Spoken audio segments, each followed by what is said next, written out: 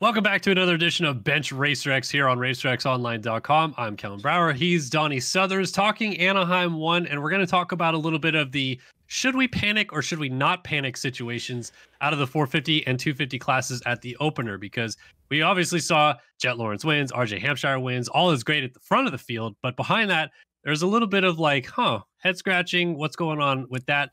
First person we'll talk about today, Donnie, is Eli Tomac, coming off of the torn Achilles. Ends up ninth. It was a very, very quiet ninth. Ran eighth forever. Justin Cooper, his teammate, gets him at the end. I'm not panic button situation on Eli Tomac at all in this situation. But are you kind of like concerned that for the first race back, it didn't go better, I guess, for Eli?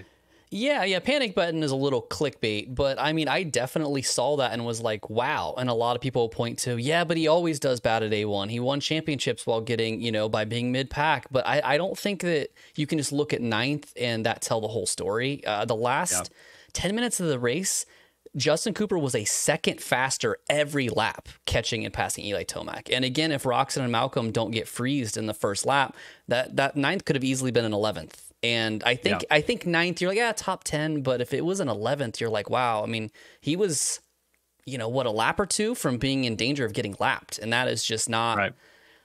He'll be fine, but that's not beast mode. No, for sure. And all signs afterwards pointed to Eli being furious with the ninth. Like, he did not want to leave here with the ninth place finish. Based on the eye test that you saw, because we're never going to get like a clear answer on if this is the case or not. Do you think that it was simply a situation of Eli realizing like, all right, first round back, I just need to finish. Like, I don't need to break myself here. Or do you think he actually like kind of got like tired or like maybe wasn't gelling with the bike? Like, which side of the spectrum did it seem like Eli was on to you?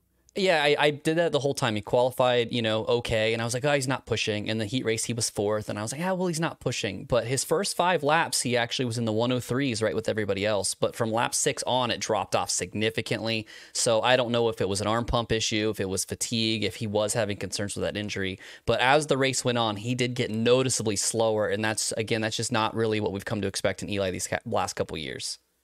Yeah, I mean, one thing we have to consider with Eli is that because of this injury, there's a chance that he does ride a little bit differently. It doesn't actually put the same weight on his legs that he used to. Maybe rides a little bit more upper body, so he could get arm pump, exactly like you alluded to. So, yeah, I think we're both on agreement here. Not panic button, but we got to see it improve for San Francisco. No question about it. Let's talk about Hunter Lawrence, because it was the nightmare of all nightmares for Hunter Lawrence. Your 450 Supercross debut, you come in as a guy that arguably could contend for podiums right from the get-go. You go down in the heat race. Obviously, there is some Vince Freeze thing situation in there. LCQ, not good for Hunter Lawrence. Bad start. Didn't work through the field fast enough. Ends up getting 5th and not going to the main event. Is this panic button for Hunter Lawrence, or do we need another week? No, not at all. Not at all. I will say, it is worst case scenario. He's in opening ceremonies. They put a rookie in opening ceremonies and you don't even make the main. Like that's just a bad look. But, a freeze, a lot verdict is out if that was a freeze being freeze or if that was a racing incident. But either way, it was just a comedy of errors that put him back. So far, he was not going to get up and get a transfer position, get bad gate pick in the LCQ, gets pinched, instantly. And Cade made the perfect play on that last corner. I think anybody else out of those top 4, if he would have caught, he would have got that spot. But Cade's a veteran. He knew how to block it. No panic button for me for Hunter. He'll be fine. And I think he'll be well into the top 10 next week. Yeah, I think what this really emphasizes with Hunter is that you just really never know in this 450 class. And we could talk about this with Jet Lawrence as well. Like on paper, Jet Lawrence coming in, obviously he wins the first race on a 450 in Supercross in his career. But the very next week, this kind of same thing could happen to him. He could be in a weird first turn crash. He could tweak his knee in an awkward way. He could get a terrible start in the LCQ. So I think that this is all just like learning experiences for rookies. We're always going to see rookie growing pains. And I think Hunter got the biggest 450 rookie growing pain he possibly could.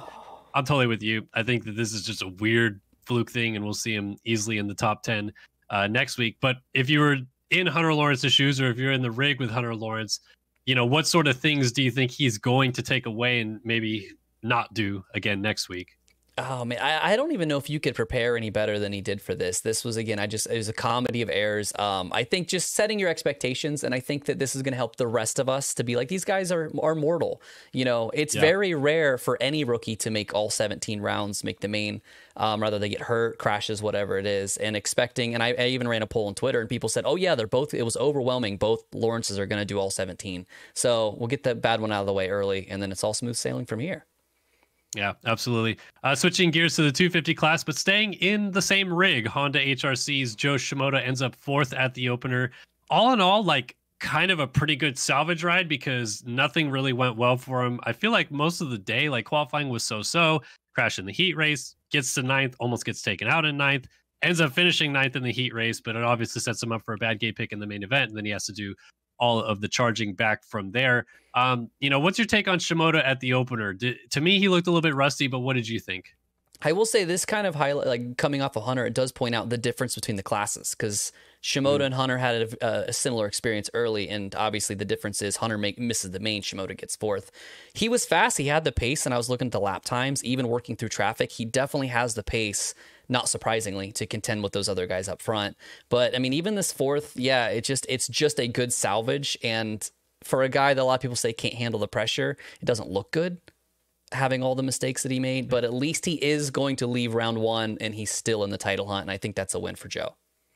Yeah, I got a chance to talk to him afterwards, and I think he echoed exactly what you said right there. Like, I at least rode well. Like, once the main event started, even with the bad start and all that, the riding wasn't the problem by the end of the night, which I don't feel like you could necessarily say. Like early in the day in qualifying, I know he lit up the board a couple times. I think he was 3rd fastest in one session or whatever. But I don't feel like at any point I watched Joe Shimoda and I was like, that guy's going to win the championship this year. He is so fast, like the same way we always think about, RJ looked really good all day long. And in the past, we see these guys that are like lighting up the board repeatedly. So yeah, I think for Joe to leave with a 4th after the day being so-so is, again, kind of a plus. Not a panic button, a plus for Joe Shimoda. Agreed, 100%. Yeah. So another topic or another rider that we want to discuss here is Garrett Marchbanks of the Muck-Off FXR Club MX team. Obviously, the struggles with Phil on the gate. Poor Phil. Pour one out for him. But yeah, Marchbanks was a 450 guy in Pro Motocross last year, got on the box, and pretty consistently ran inside of the top 10. And I feel like coming into this year, you would project that he would be a guy that could hover around the top 10 on a 450 as well. Ends up 7th at the opener, and really wasn't much in the front mix all day long for a guy that elected to drop back down to a 250 because he felt he had unfinished business. So what do you take of this 7th place for Garrett Marchbanks at the opener? It's really hard because if you look at the guys that finished ahead of him, everybody but Juju, those are guys you expect to be top 5. So I don't fault him for not beating them. He's the first guy that's not on a factory bike, which is right where Club MX definitely, everybody would agree they're probably the best support program. But there's no way that he was going out there to get 7th. He definitely thinks he's a podium guy, and I personally think he does have that talent. Does his... like you said, him doing so well in the 450 last year, does his riding style, does his build just lend so much better to the 450, do you think? I think so. And honestly, one thing that I think about with Marchbanks is I know he's a Utah guy, but he's spent a lot of time in Florida and now in South Carolina at Club. I almost think that for a guy that wanted to contend for a 250 title, he should have raced East, in my opinion.